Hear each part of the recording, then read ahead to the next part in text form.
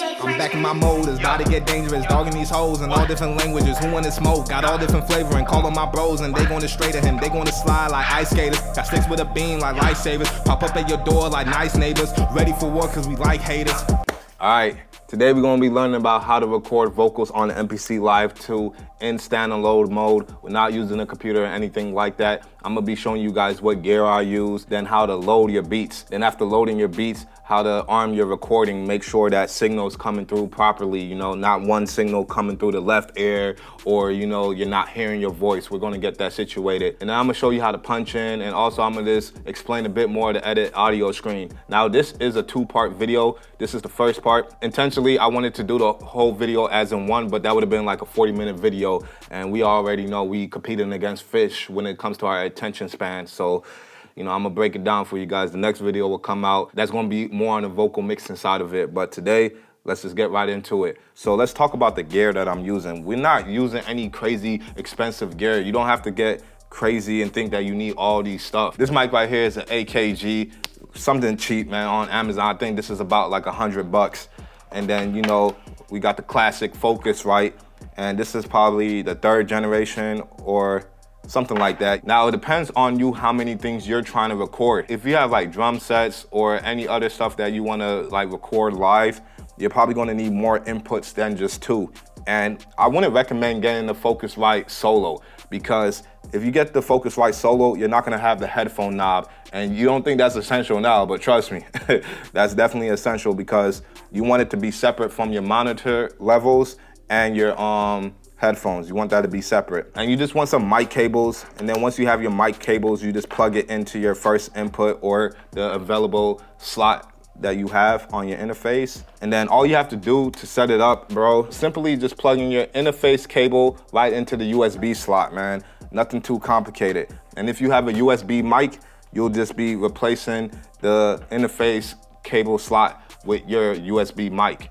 Now, I do recommend that you probably take a step up from a USB mic, because you're gonna need a lot more gain power. And if you're using a condenser mic, you also need 48 phantom power, which is on the Focusrite right here. You wanna definitely have that switch on. On the Mpc X, I heard that you can actually plug it in because it also has its own phantom power, but we on the Mpc Live 2. So now with all of that said, let's actually get into loading our beat. There's 2 ways you could go about loading a beat, whether it's a project that you're working on within the Mpc, or you're something that you got from YouTube, or just a WAV file that you have in your email. I'm gonna show you both ways, but you already know the first way of how to load up your beat. So all you have to do is shift menu to go to the browser, for those that don't know, and you can just load up, you know, any beat that you want. I'm just gonna load up this beat, press load. Now this is actually the best workflow, because now you get to work within your beat and the audio at the same time, so you can still do your mixing with the audio levels of your beat, and you can just do everything from here. And you could just arrange your beat a lot better. If you look at the bottom screen, you can see that it says MIDI, and then you can see that it says audio. Now, anytime you want to record vocals or even an instrument, it all applies to audio. So you just go to audio, and then now you're in this section. One thing you should know about audio right off the back is that if you press the plus sign to get more tracks, so 1, 2, 3, 4, 5, 6, 7, 8, you will realize that this is the maximum number that you can have tracks set out to. So you can only have 8 tracks. So knowing that you have 8 tracks. The reason why I said the first way of loading a beat is better, because now I can still keep all 8 tracks versus having to load the beat in one of these audio tracks, because that's what you're gonna have to do if you have a beat. You're gonna have to click edit audio. Now, we just wanna do shift the menu again just to load up a beat. So it's just the same way you would load up, you know, any of your original samples or anything. This file is a whole wave. So then you would just press load. You don't have to worry about what pad it goes to, and go back to main, go to edit audio. And then when you're in edit audio, for some reason, you gotta click this mute tab for the browse samples to pop up, and then go to browse samples. Now you can see these are just the samples within my project, but you can also see right here, this is the beat that I'm about to load. And then from here, you can actually set the position of where you want the beat to come in at. Now, for the most part, we're probably just gonna have it on the first beat, and it all relates to the amount of bars that you have set. So you can see that I have 8, and if I try to scroll up more, I'm not able to do so, because if you go back to main, the sequence is only set to 8 bars. Just go up to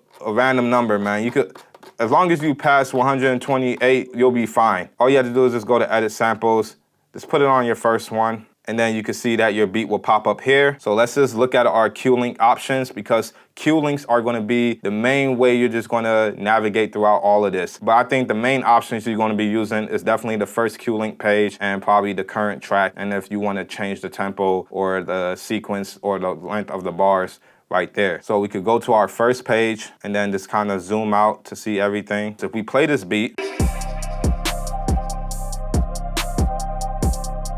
and we try to check our levels, you're not gonna be able to see the levels with the beat from right here, which I find kind of weird. But maybe one of you guys in the comment can let me know where you can actually see the audio for this. But either way, you're not out of luck. All you have to do is just go to the master bus and then you'll be able to see. So this is gonna be the first process before it's like even recording vocals. So we could click in and we can see where our beat is hidden. So it's already hitting close to like -0. Now, you don't want your beat to be coming in that hot because you're not gonna have a lot of headroom for when you try to record your vocals. And that's very important because you don't wanna have to be cranking up the gain on your interface, or if you're using a USB mic, you're definitely not gonna have that much room to like even have gain. You wanna turn this down so that when you're rapping, you can hear yourself at the right level. And going back to the Q-Link settings, if we're on the first page and we use the first knob, we can turn down the actual track. So if I go back to the actual track, you can see that it's turning down. We may not see the levels here, but we can see the levels right here and still control it from right here. Now I can play it and see how the levels are coming in.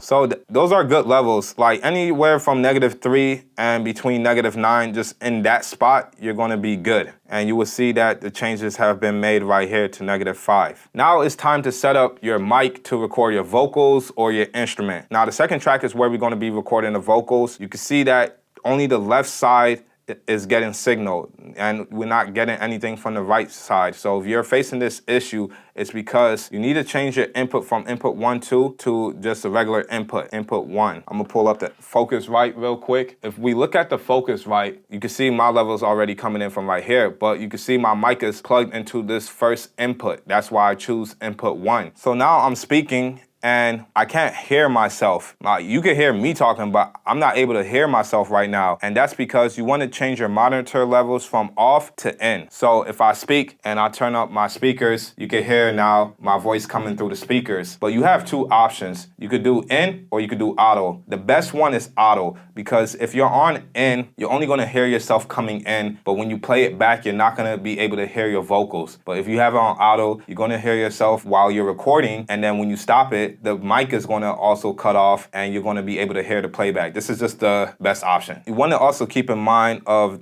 this arm recording right here. Usually this will be on. So if you did the first two options and you're still not hearing yourself, just check to see if this is off, because as you can hear, you're not hearing my voice through the speakers anymore. So once I put this back on and then I turn up my speakers, you can hear me again. And another quick tip is, if you go down to this third icon that has bars, let's say you have more than one mic, or like you're trying to record your drum set.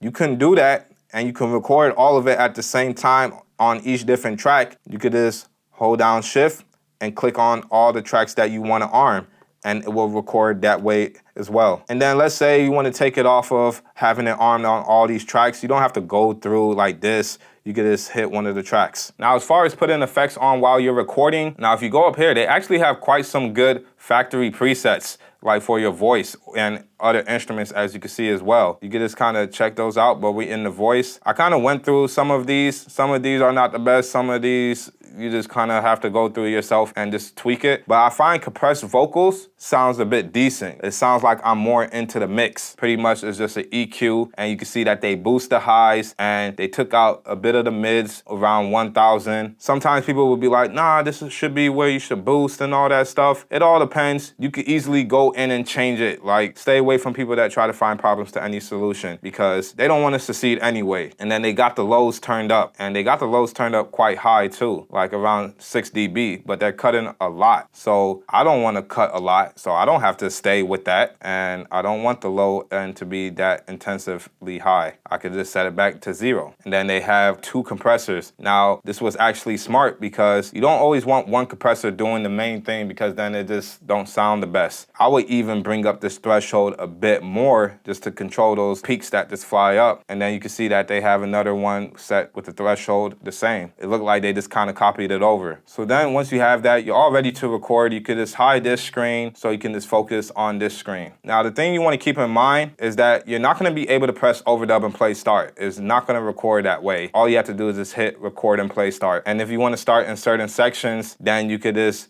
do record and play, and it will start from there. So I'm gonna go ahead and just record something in. I'm back in my mode, it's about to get dangerous. Dogging these hoes in all different languages. Who wanna smoke? Got all different flavoring. Call on my bros and they gonna straight at him. They gonna slide like ice skaters. Got sticks with a beam like lifesavers. Pop up at your door like nice neighbors. Ready for war cause we like haters. And I also went ahead and did some ad-libs, and we could switch back to track 2 just by hitting plus and minus button. So this is also a quick way to navigate through your tracks. And if we hit main, we could just go and rename them. So I'm just gonna do audio 2, lead vocal, and then track 3 is the ad-libs.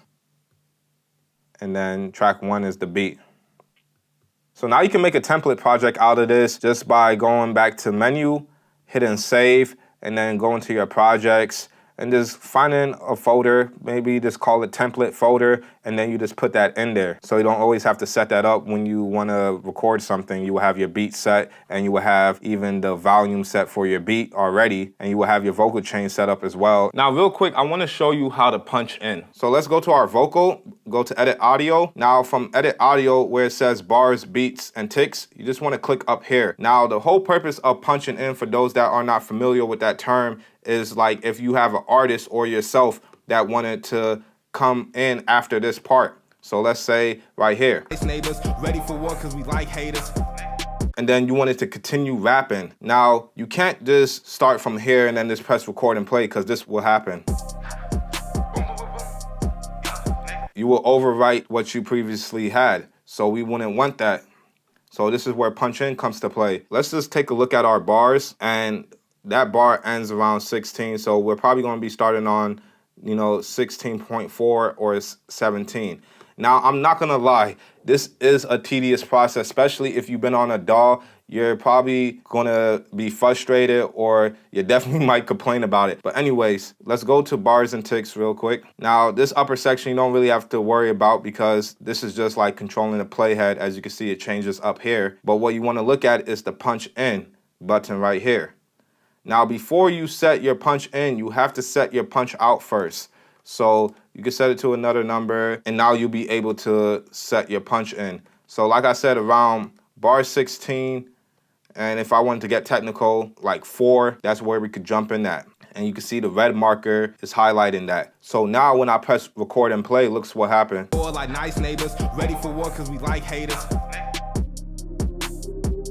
Then it starts to record from that part. It didn't override it going in. Now, let's say you did want it to say something in the background to hype you up to getting into your part, and you wanted to keep that, or you just kind of started your verse a bit earlier. Now, you're probably going to want to apply that to another track if you starting like right on the end of your previous bar. Also, another way too, this may be a tedious process to punch in this way. So for me, I think I would just rather have it off.